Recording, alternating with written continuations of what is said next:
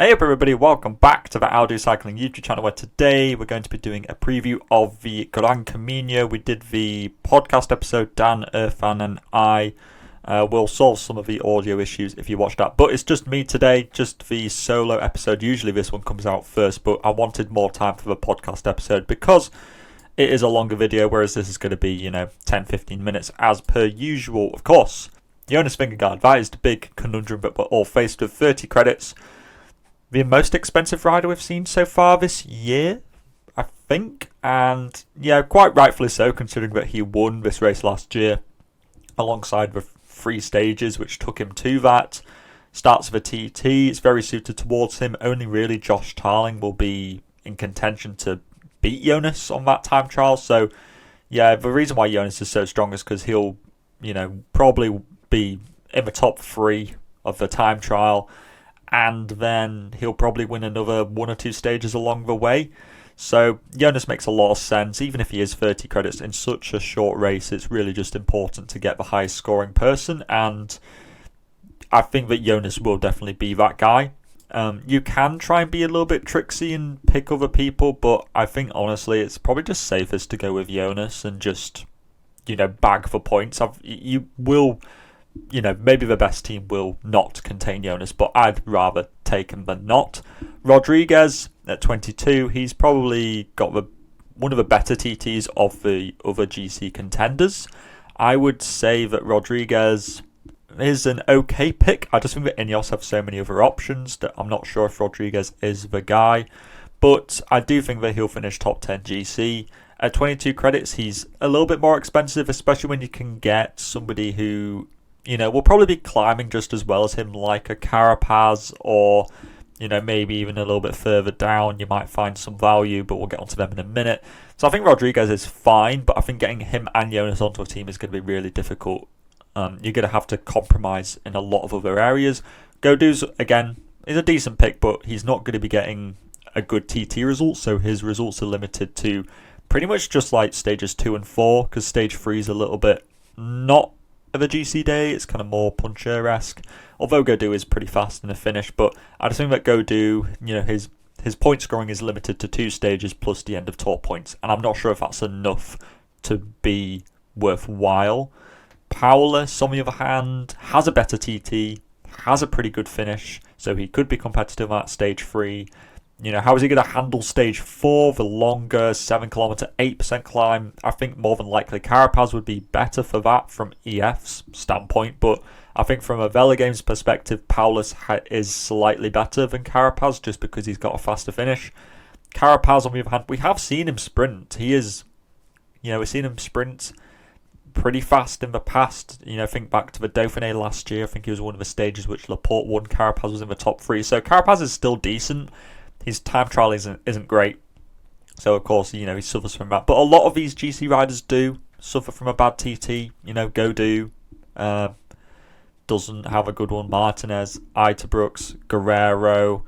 There's quite a few of them who don't have a good one, so you're not losing out too much. But I think Carapaz is safe. Again, another top 10 candidate. Same with Martinez. Bad TT. Limited to 2 stages. He won the Classic VAR the other day, even though Tobias Harlan Johannesson really messed that up. But I think that Martinez I quite like, but his TT is just going to really put him on the back foot immediately, which is the only problem. Itebrooks very similar, although he is going to be on the Visma Lease bike setup now for the TT. He's just not the greatest time trialist, and although you could stack up on Visma Lease bike riders in this race, maybe they give some gifts out to some of their domestiques. I think that it'll just be all in on Jonas, personally. I don't see why they'd try and risk, anything here. All these guys are probably just going to be domestiques. Itebrooks, Kelderman, Tullet. They'll probably de facto, as a consequence of being really good, finish in the top 15 in GC, all of them. Visma Lease bike will probably win Team GC as well, but I'm not willing to put that many credits into them. Maybe Tullet, but we'll get onto him in a minute. So Itebrooks probably not. Carthy, no. Guerrero, kind of similar to Martinez. He'll be climbing fine. He'll be sprinting all right, but the TT will let him down. How is he going to handle stage 4? We haven't really seen him do that great on those sorts of terrains. Yes, he has won the Mont Ventoux Challenge. I know that, but against like Jonas and Carapaz and stuff, how is he going to handle that kind of 8% fairly extended climb? I'm not overly confident. Kelderman will finish probably top 10 with a decent TT, but won't get as many points as maybe Hayter has a decent ceiling in terms of if he sprints on stage 3 and if he does well on stage 1, then he'll be a good pick. But I just never know what Ethan Hayter's going to turn up on the start. Sometimes he's great, sometimes he's not. You really just have to use your own judgment. I will say that I think it's a little bit risky. I'm probably not going to pick him. Tarling, saying this, Tarling is better for the TT than Hayter, but he doesn't have the possibility of winning the third stage, because I think he'll just be a domestique after that. So Tarling maybe gets you 220 points at the end of this race, which is fine for a 12 credit rider. I think he's probably the safest 12 credit rider just to get you an absolute benchmark 200 points. But I do think that somebody like Hayter or Tullett provides a higher ceiling, but they're more risky. Tullett, I think he's got a decent TT. I think he's pretty snappy in a finish, and it wouldn't surprise me if he came top, 7 GC. Did alright in some stages, because I think he is probably got the fastest finish of the Visma Lease bike riders. So if he's there in a finish, he'll probably get the opportunity. But the problem is that he could also finish like 30th in GC and do nothing. So there's certainly a risk to be calculated into that. But I do like Tullett as a pick. If I was to pick a second Visma Lease bike rider, it would be him. Iran, no, I'm not picking Iran. I'm sorry. Barter, decent TT. How is he going to climb? I don't know. Top 15 GC, top 10 in the TT. Maybe he does alright in a couple of other stages. I think he's a fine pick. Bernal on the comeback. He says that he's feeling good. I'm not fully certain, but I think that at 10 credits he's quite safe. I think that he could finish top 10 GC. I think that he'll finish top 10 in a few stages. And I think that Ineos, with him, with Rodriguez, with Kwiatkowski, Castroviejo, it's a very strong team. They'll get the assist points from the team GC as well. So I think that Bernal's fine. I think Castroviejo is, again, Bernal suffers from a TT, of course. Castroviejo will do a decent TT. Will he be allowed any freedom? Probably not. But he will probably still get you at least 150 points. Kwiatkowski very similarly, although he has been looking in really good form, which is great to see.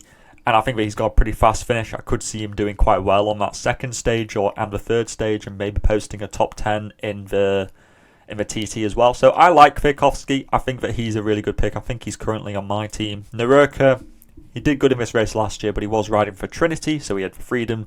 But with the likes of Paulus and Carapaz and Carthy and Aran, I just think that Nerurka will be a domestique. Piganzoli will do a bad TT, but then he'll be climbing fine. Very similarly for Sosa, although never pick Ivan Sosa. He is never good on Velogames. I think Piganzoli is an okay pick, but I would much sooner pick any one of the Ineos Grenadiers boys. 8 credit riders. You got a lot of guys who might finish top 20 in GC here. You've got Berard, he's done well in the Volta Burgos in the past. You've got Brambilla, you've got Jefferson Alvaro Cepeda, who did a very good TT in the Ruta del Sol recently, so that's a good sign of some good form. Pablo Castillo's been looking in really good form, posting some top 20s in like the Classica Heian. He did a good TT in the Ruta del Sol as well. And I think he was going to some of the Mallorca Challenge races, I want to say, or it might have been the Figueroa Champions Classic. So Castillo's pretty cool. Paul Double, very good in the Volta Comunitat Valenciana. I think he was top 15 GC there, so that's not bad. But 8 credits is a little bit more expensive.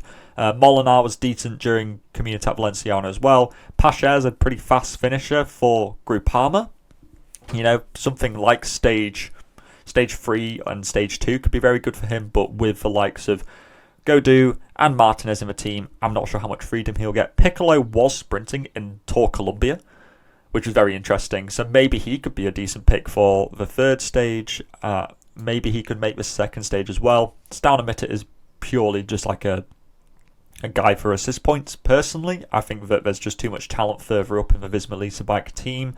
And also you could just pick Huizing as well instead. 2 credits cheaper, but for the assist points, probably better. In terms of other 6 credit riders, Kobo was 9th place in GC in Oman, so I think he's really good. I would probably say he is my favourite alongside Javier Romo. Romo was just, you have to pick Javier Romo. If you're not, you've gone mad. Romo is probably the best. I think that Kobo is the second best. And then in joint third is Omar Fraile and Alessandro Vera. Maybe you could say Bardseng as well could be decent. Rafferty, but again, very similar to Naroka. How much freedom is he going to get? So those three are the best ones. You could go Lonardi, banking on him maybe making a sprint on the third stage, but I'd rather take some of the other guys for the GC points. And you could also go for Menahuizing just for the assist points as well on the likely Jonas victory that's going to be going on. That will probably net you somewhere near 50 points, 60 points, 70 points with the final GC standings and stuff in there.